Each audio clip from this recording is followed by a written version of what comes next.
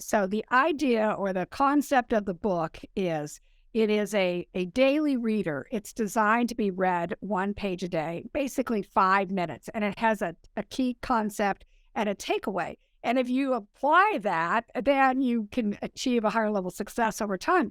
What I found is many people in this profession and other sales and entrepreneurs as well often succumb to the shiny object squirrel phenomenon, right? They're always off to the next thing. So what I do is this actually feeds into that, because since every day is different, most people that have that personality profile are likely to stick with it. And so then it does build over time.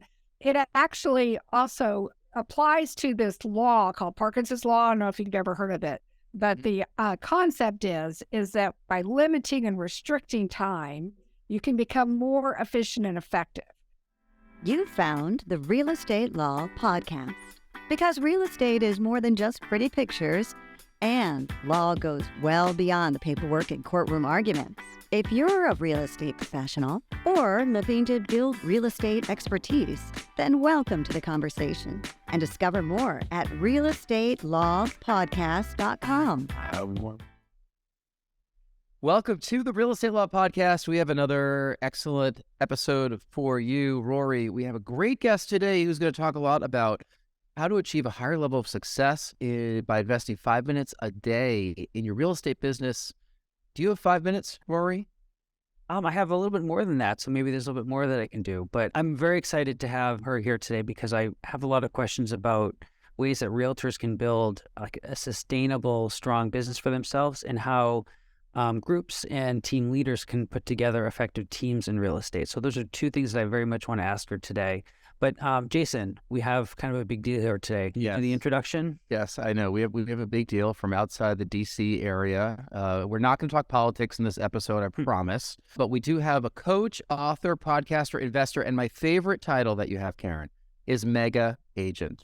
I've never had a mega on this podcast. So you are our first, you're our first mega agent. This is Karen Briscoe. Welcome, Karen. Well, thanks for having me. I'm just thrilled to be able to visit with you and your community because, like I said, I've become a recent pod binger on Real Estate Law Podcast. Wow. We were just chatting before we hit record that it always surprises us when friends or acquaintances in the real world come up to us and like, oh yeah, I heard that episode. It was great. Or I enjoy your podcast. And it's like, oh my God, people are actually listening to this thing, right? We see the stats. You're a fellow podcaster, and that makes us nervous. We get nervous whenever we have podcasters on because, you've done hundreds of episodes. We just hit episode number 100. So, we're proud of that, but we got a ways to go, Karen. Yeah, I just passed over the 400 mark. So there you go.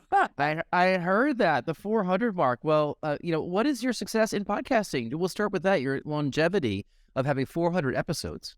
Well, I'm still doing it. That's what I think a lot of things as you show up. Yeah. It looks like hard work or whatever it is, show up. And it's been quite a journey. And I'm so glad I have all the places my podcast is taking me. And one of the best things is this opportunity because I have really found a whole world out there of other podcasts. And so it started that way. I started out on the side of the mic of being a guest because as a mega agent and then an author, that led to a lot of opportunities. And then my book itself actually said it wanted a podcast for its first birthday because it said, well, we could have a podcast that asks questions too. So it is different being on the different sides of the mic, as I'm sure you've come to realize as well. Rory and I have been guests on podcasts as well. We haven't really done a ton of outreach to be guests on other people's podcasts, but now that we have our own in a number of episodes, we certainly can do that outreach, and it is nerve-wracking to be on the other side of a podcast. You're also an expert in being interviewed on podcasts, but I don't know, Rory, the last time we did a podcast together, I feel like all I did was just blab the whole time, which is not that common for me.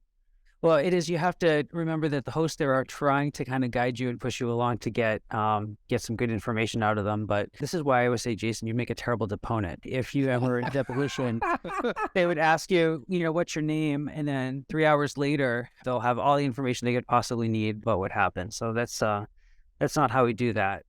The irony is that I have been deposed in my life, and I was prepped before the deposition. I thought I did a good job. But Rory, you also prepped me. You were like, all right, yes or no questions, right? Just give them what they're asking for. Just the facts, man. Just the facts. Karen, 5 minutes a day.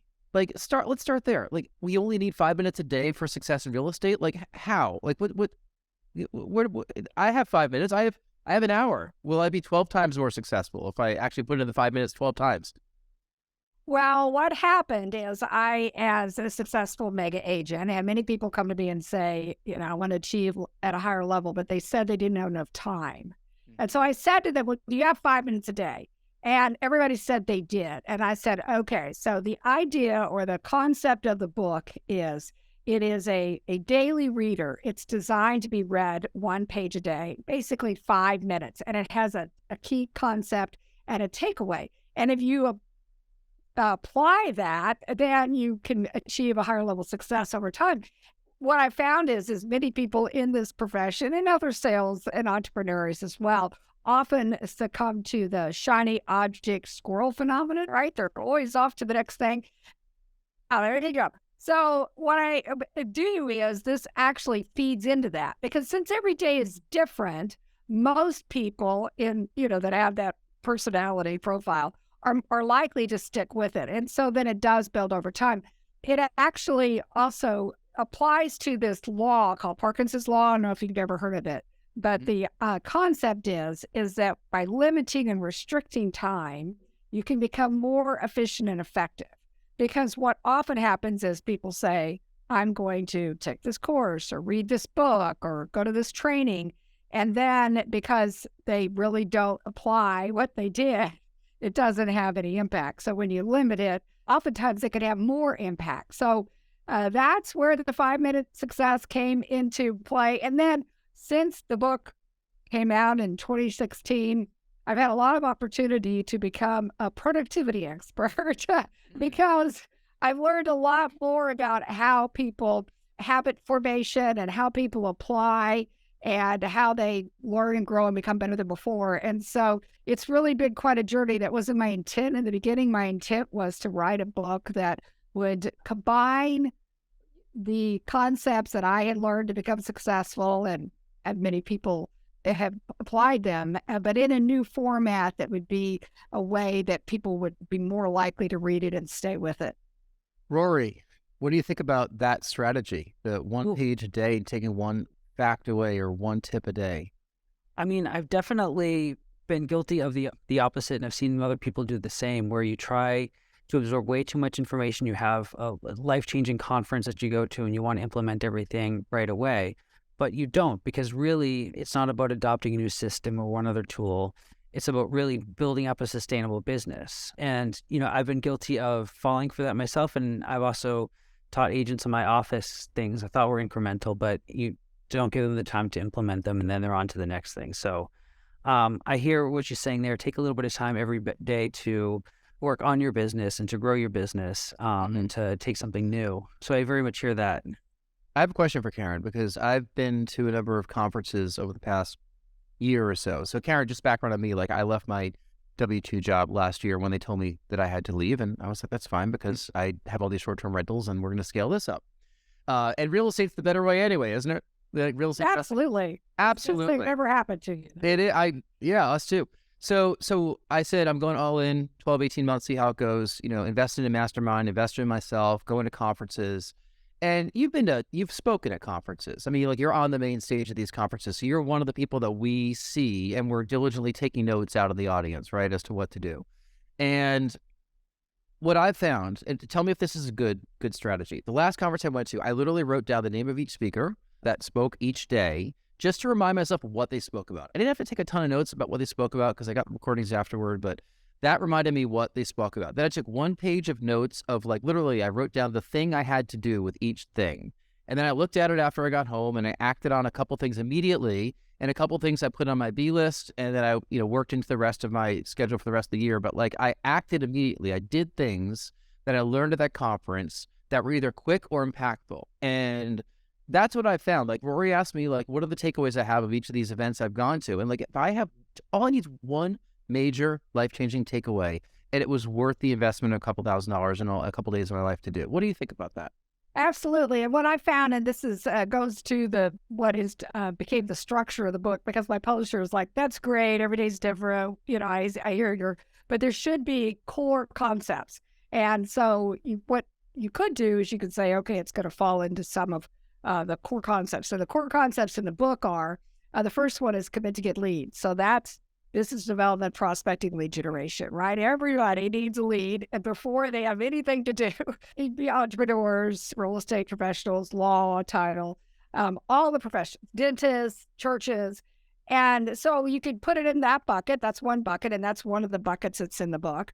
The next one is the consult to sell, the conversion, the transactional aspect of it. Every business, every operation has something, a process that they take the customer client through. And then in business, there's money at the other end.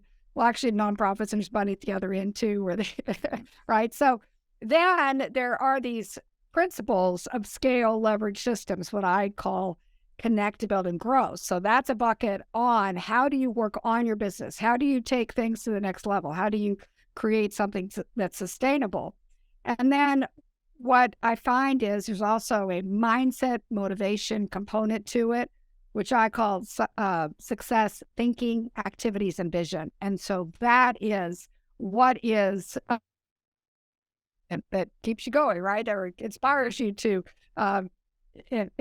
take action and to put things into place. And so one thing you could do is, like the structure of the book, you could create, key bucket areas, and you could even maybe have a focus of a quarter or a focus of, I have what I call the 66-day challenges. That people could pull out concepts, like if you want a folk thing, like one of them is lead generation. Many people want to focus on lead generation. So back to the habit formation, 66 days is what has been proven or studied. Studies have shown that it's one of the number of days it takes to implement a habit or a new practice. And so you could set up even that. I mean, that's another way to chunk it down, because again, that you're creating ways to restrict and to put into either a time parameter or some sort of containment, so that by constricting, you're actually likely to be more effective and efficient. Yeah. Rory, we've talked about the paradox of choice a lot, haven't we? It's that and the 80-20 rule are two concepts that really go together to kind of focus me a little bit, because absolutely, Jason, the paradox of choice is crippling. And that is fascinating. If you limit the amount of time that you have to do something, like you're more productive, it seems counterintuitive, but I mean, Karen, you're telling us it's been proven, and it certainly makes sense. Well, I can prove it the next time you get ready to go on vacation. How much are you going to get done? Right? Yeah, leading up to that vacation, absolutely. Yeah. But I also find if I give myself deadlines, I'll hit them. Or I'll come really close to hitting them. And like, if I didn't give myself a deadline, it would just have this open-ended, like never kind of happens type thing. I was in an event a couple weeks ago out in Steamboat Springs, Colorado. Just a bunch of us kind of got together and had a big, like detailed short-term rental, medium-term rental mastermind, just about 8-10 of us. And I showed everybody this list I put together. It was just my roadmap for the next 6 months. And like, they were floored by it. I'm like, I literally just use a note in notes, like on my iPhone. Right? And I put the check boxes that you could check off, and then it goes to the bottom of the list. No fancy app or anything, but I put this roadmap together as to what my high level tasks were for each of the next 6 months. And a couple of people were like, you have to go over that. Like, you have to tell us about that. It's just a list, but it's like my two little things that make me productive and happier is having a list like that. So I see the next 6 months and I plan it out. And then as new things pop on, I figure out where it's going to be in those 6 months, and then I put it into that month. And the second thing is sticky notes. Honestly, I'm a sticky note person because I like writing things out, and then I like crossing them off. When I get to cross it off, I say, whoa, I'm getting really productive right here. And productivity is something that we can all, learn lots of different ways to be productive. I mean, just, having 5 minutes a day to learn something new in this world, and then bucket them into committing to get leads and consulting to sell and that kind of thing is such a simple and brilliant way to break down your day. Well, what you're talking about, and I found to be key for my success as well, is activity blocking. Mm-hmm. Many people talk about time blocking when they're talking about productivity, and I'm like, well, it's not possible because time is a created thing. And so what you're really doing is you're saying you want to accomplish a certain number of activities. Mm-hmm. And when I find that to be I find it to be more effective because then you know when you've actually done it, right? Because what happens with a lot of people, particularly if they're, say, are using time blocking for prospecting or lead generation, they'll find a way to use the time and not actually get anything done. So, and you can track activities, whereas you really tracking time is oftentimes isn't as effective for people. So you have stumbled on one of my favorite strategies for success. Rory, we stumble upon a lot of things. There you go. I mean, somehow we get to file as real estate professional status and, have short-term rentals and all that great tax benefits, but we didn't really plan it out. It just kind of happened that way. And we look back and we're like, wait a second, everything that people are talking about in all these podcasts that people aspire to do, like, marry a real estate professional, we did that. How did we just do that? How did we find our way to doing that? Right? We stumble upon things, Rory. We sure have. And we're, looking ahead to here with the time blocking strategy too. And one thing I've done, and I don't know if this is just a weekend version of time blocking, each day of the week has a different theme. So, if on Tuesdays, marketing priorities come to the top. On Fridays, administrative things come to the top. That way, every task in different parts of your thing will make it to the top at some point, even if it's not the highest priority task. That's actually brilliant. And I find that to be great, like if you're working with a team, because we talked about teams, because you want certain things to get attention, and yet to have it be on the agenda every week or every day or whatever. So that's a great strategy. No, I was just going to ask, kind of before because I have a bunch of other questions, but I wanted to let you speak a little bit to a couple more of the things that are in the 5-minute lessons for people every day. So you have kind of wealth and knowledge, and you want your readers to explore them 5 minutes a day so they have a chance to implement them. What are some key messages that you'd give in the book? Well, like I said, I gave you the key buckets. So it's the commit to get leads, and there's the consult to sell, then there's connect to build and grow, and then the success thinking activities and vision. And then each one of those can't have a lot of overlap, right? Because if you think about it, in fact, I use it as a Venn diagram.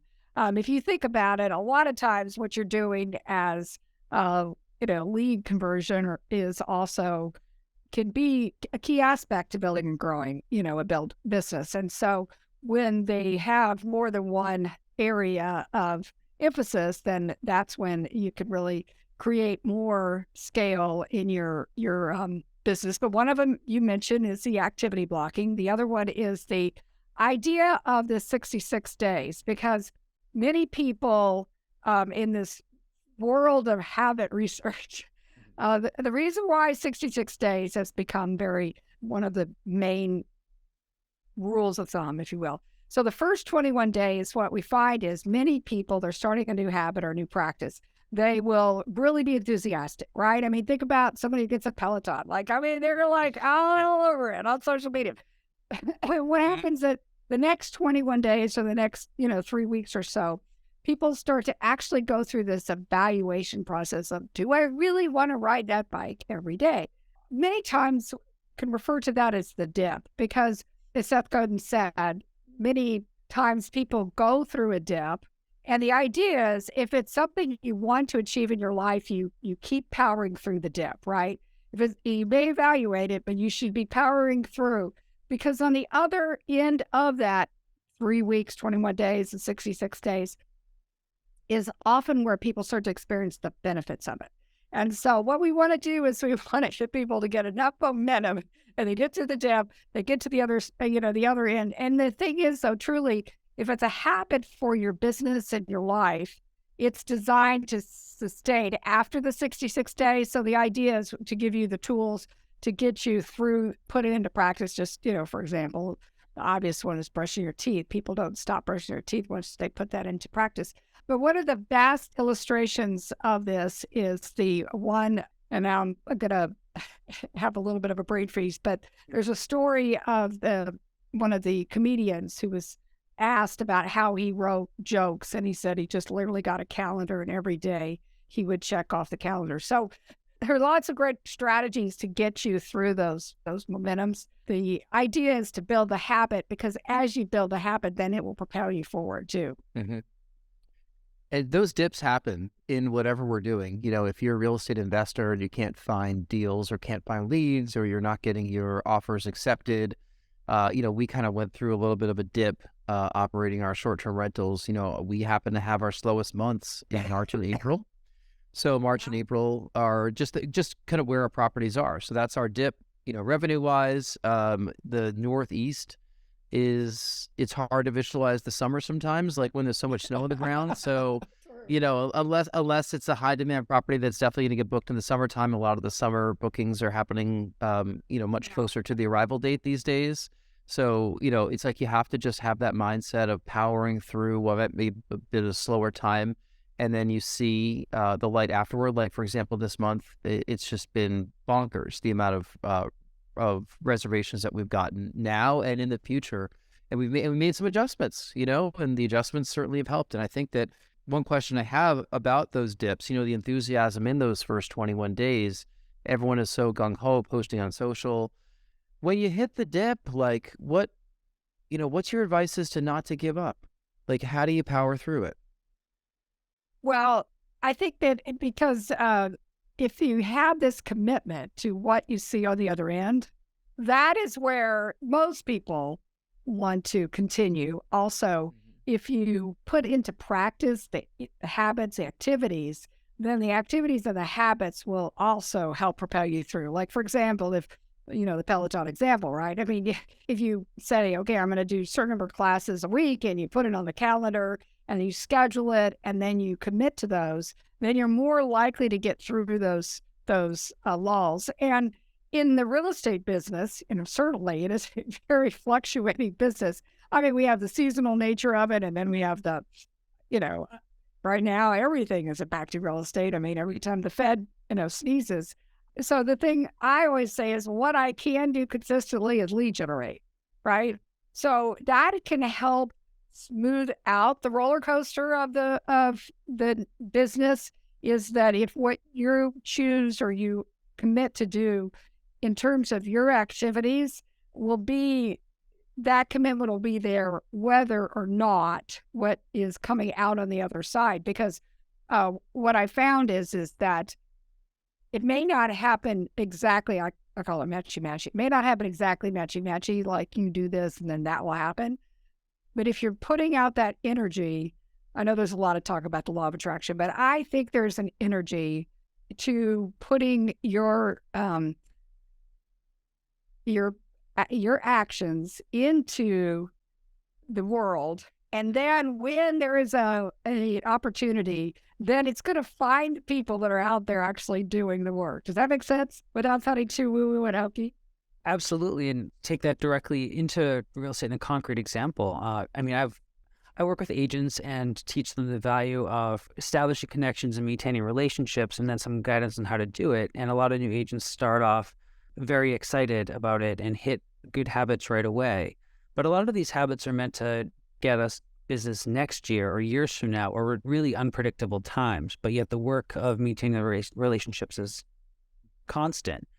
So I've seen a lot of agents kind of give up on those good habits the first time there's a distraction that walks into their business. I don't know if you've experienced the same when you work with agents on your team, or if there's a better way to coach people through that. Oh, absolutely. I think that's a human condition. And that's, again, back to why activity blocking, I think, is so successful, because then you can track that you're actually doing the contacts, the connections to the people, the lead generation activities. And then I've gone back. So I became a residential agent. I did commercial before, starting in 2020. And I had my very first month in August, and I made 25 contacts, and I had the names. And again, not that week, not that month, well, a couple happened within the first year, but I can go back over 20 years, and I could probably find at least $15 million of the business out of that first week. But I chose to do the 25 a week, whether anything happened or not. And the other benefit to that is that you release yourself from the outcome. And I think that the people feel that. I think they feel that, yes, you are in for the relationship, for the service, for the opportunity to assist them with their real estate needs, rather than, the whole commission breath, the whole I've got to have a deal thing. And that people feel that and they recognize it. So then when they are ready to do something, then you are the person that they contact and keep in mind. Yeah. We're entering really strange year, or we're in a really strange year in the real estate world, and you've been in this space for quite some time. So I've heard you on other podcasts, and you've talked about being through a number of different recessions and strange financial situations. What kind of advice would you give to agents that are experiencing their first downturn right now? Because I bet you a lot of people that entered this profession in the past 5 to 10 years, where it was nothing's easy, but it was much easier than now. They might be second guessing themselves. Maybe they've been doing this for a little while, but they're in that funk right now. There's not as many deals out there. There's not as many properties coming on the market. Interest rates are so high, people can't afford things necessarily. The bidding wars, I don't know about near you, but the bidding wars in the Northeast are still aggressive. What kind of advice would you give to agents like that are experiencing that funk? Well, the agents that are committed to the long run, right? I mean, they're recognizing the fact that, this too shall pass. I mean, the one that I did not know what would happen was the pandemic, because I felt like economic 9/11 and the pandemic were the two things that were such wild cards that wasn't, possible. But interest rates, I started in real estate in the early 80s, so I always pull out the chart to show what we're looking at. This is nothing, right? You're like, this is like half of what it was back then. Inflation, Fed policy. My business partner, who's since deceased, her husband was in Congress in the 1970s, and she went to him and she said, Jerry, what are you going to do about interest rates? And he said, I can't do anything about interest rates. When are you going to learn to sell houses no matter what the interest rate is? And I remind myself that, okay, when am I going to learn how to sell whatever in whatever market I'm in? Because the one thing that has for sure happened is it's always changed. So as soon as we become, I actually think that's what makes it exciting. I love this business because really, truly, if it was the same, I would be bored. I love the opportunity to figure it out. Like every time something shifts, I'm like, this is an incredible opportunity. For one thing, the people who cannot sustain it are going to be gone. So there'll be less competition ultimately, right? And the true professionals are the ones that are going to be here, and we're all going to figure it out. There's a song, I think it's Howard Cohen, he says there's a crack in everything, and that's how the light gets in. And so whatever is happening, I'm like, where's the crack? Where is the opportunity? Where can I help my clients, my staff, my team, my agents, the people that I work with to figure it out? Because as Marie Forleo said, everything's figure outable. So that's where I put our energy and attention. I don't put much energy and attention into things I cannot change, like I cannot change Fed policy. But what I can do is I can help people figure out how to buy a house in whatever market they're in and help people sell a house in whatever market they're in. There obviously are key indicators. So one of the things I follow faithfully is supply and demand, because it's like gravity. And I want to be on the forefront, like a Barbara Corcoran, and study the real estate, daily, weekly, monthly. I issue a quarterly report for our market area. But knowing where the market is going is like the Wayne Gretzky quote. I'm going to skate to where the market is going. I'm going to go to where the market is going. I'm going to get there as fast as I can. Whatever is happening, I am going to get there fast. And I'm going to be creative and resourceful in getting there, so that oftentimes I get there before other people or I advise people before other people get there. And always staying in front of it is what I have found to be the most successful strategy I've had. Karen, you have all these quotes from all these famous people, like at the top of your mind. Like, how do you do that? Well, I didn't have them all, but yes, I think. Well, the thing is these are principles that I have followed for decades, and they become principles for a reason, right? Because they do consistently work no matter what the market is. Because what I think what I've seen with a lot of people and that aren't sustaining success is they have a strategy for one type of market, but when that market shifts, and it will, then they have to totally revamp their whole strategy. And I'm like, oh, we're just always we're always in an iteration. We're like, okay, what's the next iteration of our business and how we do things? Now we have core principles, but we do move with the market. What's interesting, though, is you said that you wrote the book in 2016, right? Is that when the first edition came out? So that was before the pandemic. It was before interest rates went crazy. You know, we've had 3 years now of the only thing that's been certain has been uncertainty. You literally never know where it's headed. And you wrote this book before all that happened, but the principles are still important today. Like that stuff has remained consistent for the past 8 years, longer. And, you know, forget about a pandemic, forget about interest rates. Like if you, those are the key principles of lead generation, consulting to sell, connecting, building, growing, all that stuff, that rung true back then, and it rings true right now. And I think that that's the one thing I can say is that inside each of those cores, if you have key principles that you follow. Now, of course, we do a lot more social media than we did in 2016. We do a lot more events than we did in 2016. We do a lot more of, certain types of marketing and strategy. Like we don't do any print, and we were doing a lot of print in 2016. So that is what's always going to also change and evolve. But you're right. You're always going to be lead generation. You're always going to be converting clients. You're always going to be doing the things to build and grow. And you're always going to be working on your success principles. So that's why the book has stood the test of time. Yeah.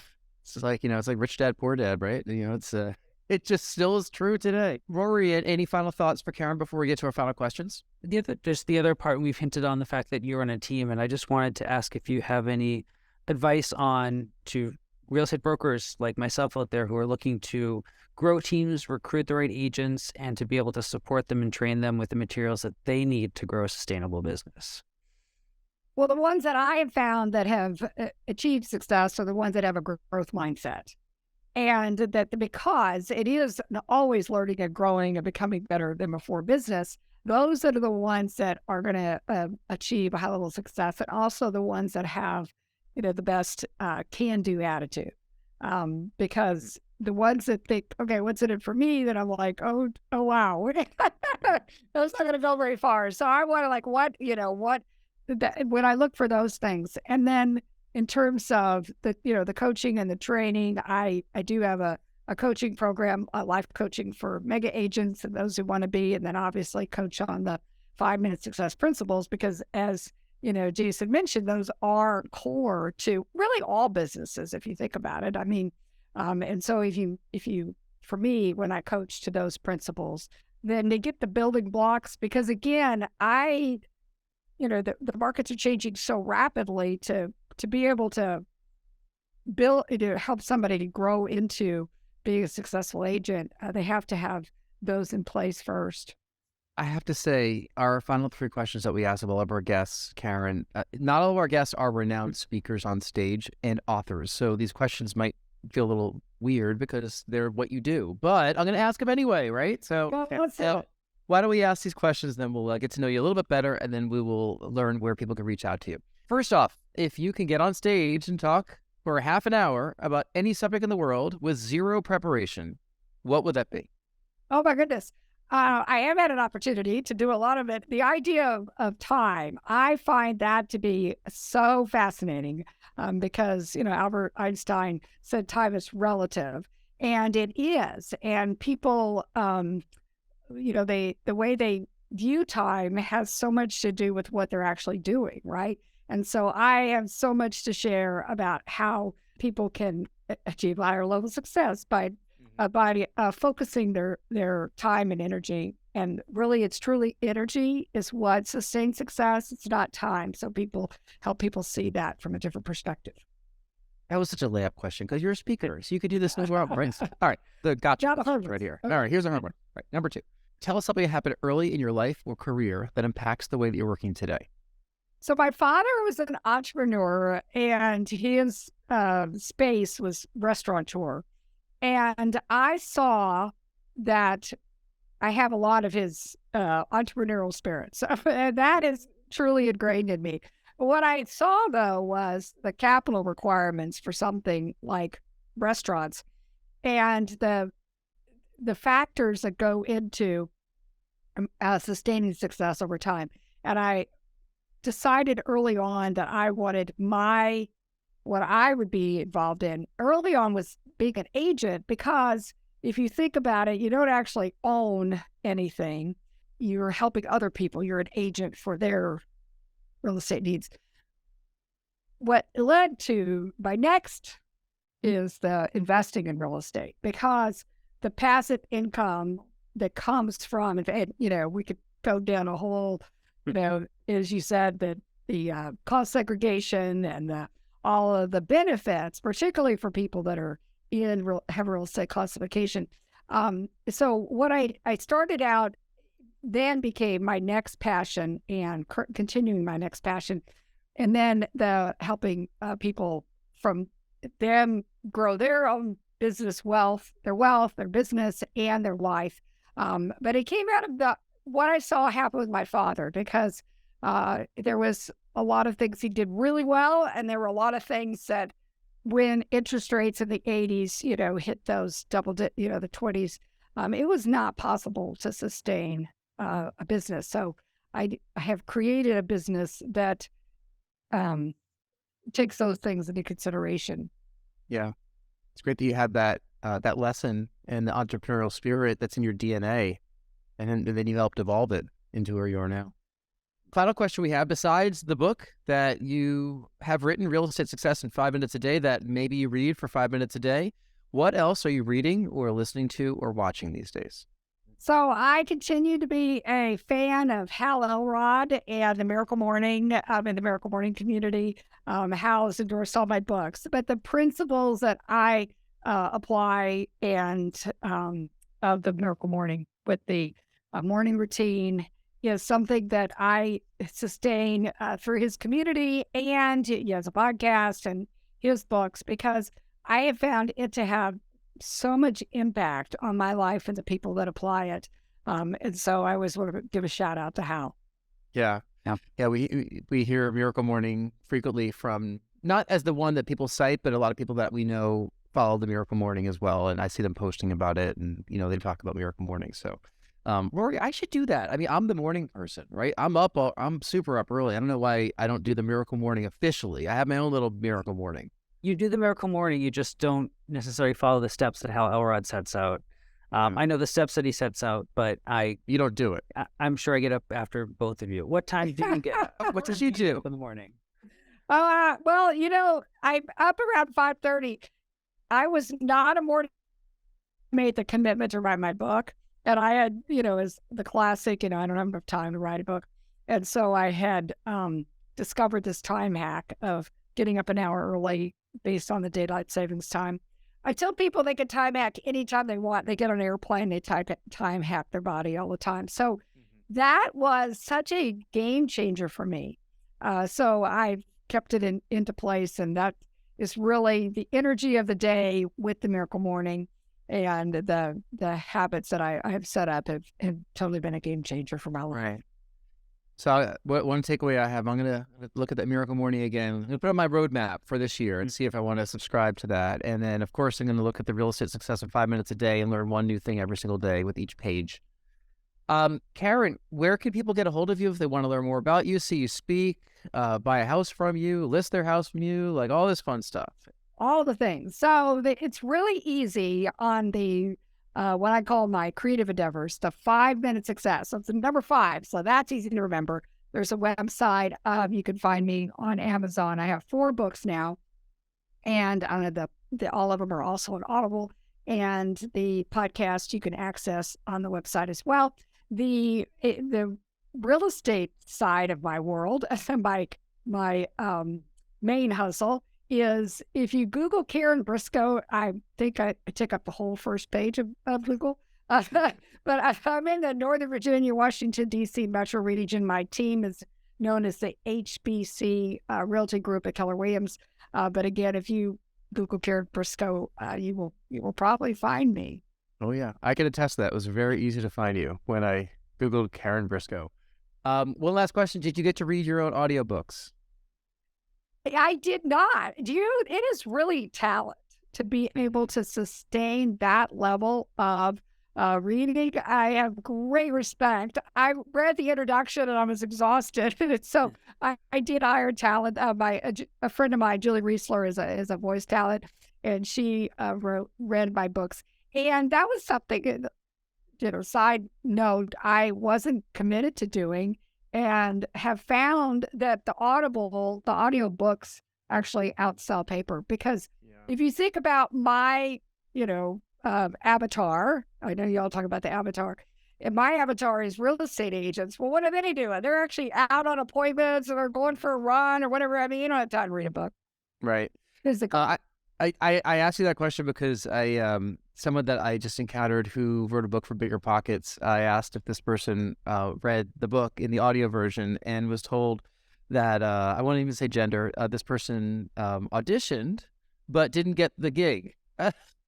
Isn't that crazy? Oh, well, there you go. Yeah, maybe they felt like they didn't have the right voice. Right. It does take talent. It really is. It's a talent to be able to read an audiobook, because what we, as podcasters, I mean, we could do a little editing on everything, but when you have somebody that's going to be listening to it as a book, it has to have a different level of quality. Yeah, and the world I came from was a media business, and I spent a lot of time in the radio business. And the people that are on air, they take their jobs very seriously, as they should, and they are voice talent. They are good at what they do, and they probably don't get enough credit that they should. But a lot of those people are the ones that are reading the audiobooks, reading commercials, and they're really good at it. So Rory, where people can get a hold of him, and then I'm going to say goodbye to Karen. But Rory. You can find me through my real estate brokerage, Next Home Titletown. That's nexthometitletown.com, or through my law practice, Urban Village Legal. That's at urbanvillagelegal.com. All right. Karen, it's been a pleasure. We really appreciate your being here today and all the time. And, having a mega agent for the first time, I've learned a ton. Well, I'm delighted to be your first, and I am thrilled to be part of your community of listeners. And so thank you for the opportunity. Great. Well, go get Karen's book. We're going to link everything up in the show notes. Download the audio version if you are super busy like all of us and you're on the go. And if you'd like to reach out to me, if you want to be a guest on this podcast, or you have questions for Karen and don't want to reach out to her, I can forward them on. Jason at nexthometitletown.com. I will read everything. We love reviews of this podcast, especially if they're 5-star. We don't like 4-star or less. So 5-star reviews. And we love all the comments that you have. Any questions, please reach out. We read them all and respond to them all. Karen, thanks again. This has been a pleasure. Rory, thank you. Thank you for listening to the Real Estate Law Podcast. We'll see you next time. Thank you. This has been the Real Estate Law Podcast. Because real estate is more than just pretty pictures, and law goes well beyond the paperwork and courtroom arguments. We're powered by Next Home Titletown, Greater Boston's progressive real estate brokerage. More at nexthometitletown.com. And Urban Village Legal, Massachusetts Real Estate Counsel, serving savvy property owners, lenders, and investors. More at urbanvillagelegal.com. Today's conversation was not legal advice, but we hope you found it entertaining and informative. Discover more at realestatelawpodcast.com. Thank you for listening.